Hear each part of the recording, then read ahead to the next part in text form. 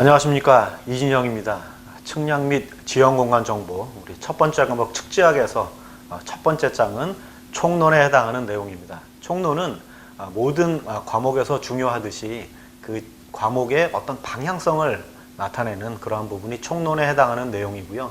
그래서 이 총론에 측지학이 어떤 내용을 담고 있는지를 소개하고 있습니다. 그래서 우리가 시험을 준비하다 보니까 가장 중요한 부분을 총론의 5부분에서 가장 중요한 부분을 찾으라라고 한다면 이 측지학이 뭐냐라고 하는 정의에 대한 부분하고요.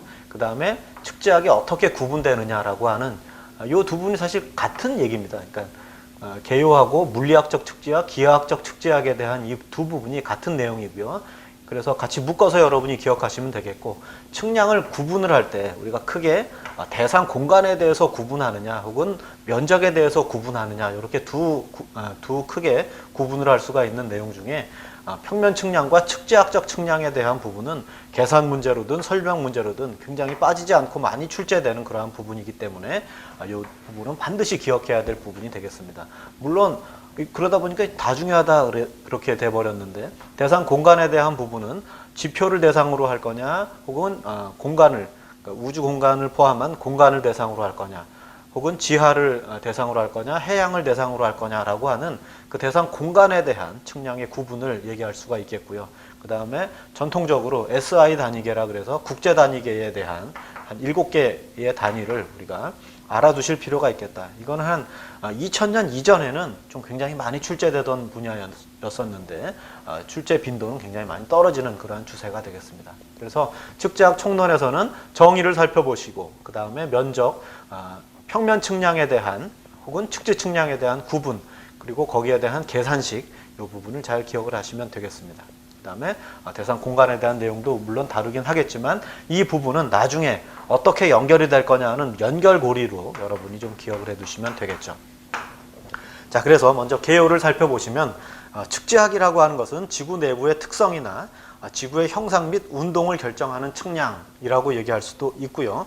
또 지구 표면상에 있는 모든 점 간의 상호관계를 나타내는 측량, 상호관계를 표현해주고 산정하는 그러한 측량. 그래서 이 두 부분을 나눠서 우리가 무슨 측량이라고 얘기하냐면 물리학적 측량이랑 기하학적 측량, 이렇게 이제 두 부분으로 나누게 되는 것이죠. 그것이 개요이면서 분류인 겁니다. 그래서 물리학적 측지학이 아닌 것은, 기하학적 측지학이 아닌 것은, 성질이 다른 것은, 이런 류의 문제로 엄청나게 이제 많이 출제가 되는, 출제 빈도가 높은 그런 부분이 되겠습니다.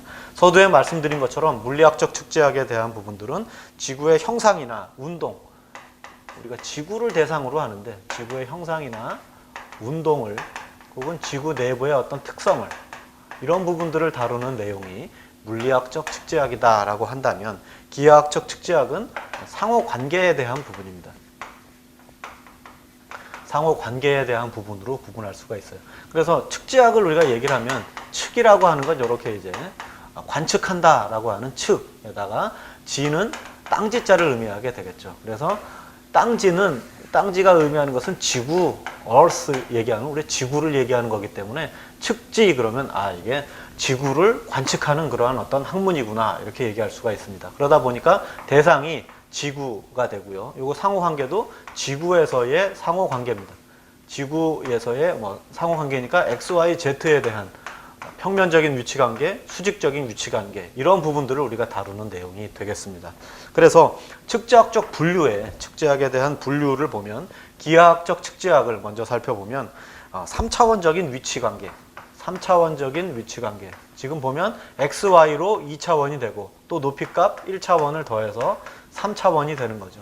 그래서 3차원적인 위치의 상호관계를 우리가 관측을 할 때 반드시 이제 들어가야 될 내용들이 뭐냐면 길이나 어떤 시간이나 이런 부분들이 들어가게 되겠고요. 수평 위치나 혹은 높이, 이런 부분들은 X, Y 값하고 Z 값에 대한 부분. X, Y가 수평 위치라고 한다면 Z 값은 높이, 수직 위치가 되는 거죠. 자, 이런 부분들을 다루는 것이 기하학적 측지학이 되는 겁니다. 자, 그래서 본격적으로 어떤 천문 측량이라든지, 그리고 위성 측량이라든지 해양 측량이라든지, 자, 이런 부분이 기하학적 측지학에 해당하는 내용이 되겠고요. 그렇게 해서 면적을 관측한다든지 최적을 관측한다든지 해서 면최적을 통해서 그리고 또 다른 방편으로 지도를 작성하는 이러한 일련의 과정들이 전부 기하학적 측지학에 해당하는 내용이 되겠습니다.